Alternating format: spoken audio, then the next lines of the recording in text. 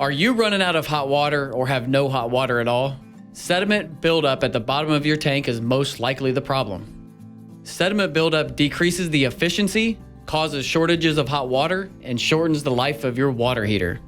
Before you spend thousands replacing your existing water heater, a more affordable, mess-free solution is to remove the sediment from your tank with the Sediment Buster. Here's how it works. First, connect the female end of the Sediment Buster onto the drain valve of your water heater. On the male end of the Sediment Buster, connect a water hose, remembering to place the other end of the hose somewhere where water can go, like a drain or the outdoors. Second, close the Sediment Buster's drain valve and open the water heater drain valve. Third, connect an air pump to Sediment Buster's air valve and inject air into the water heater.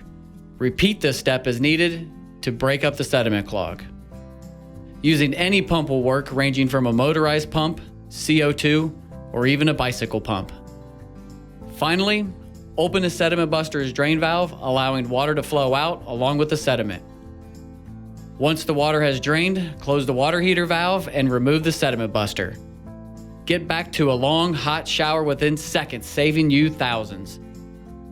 Bust that sediment right out of your tank with the Sediment Buster.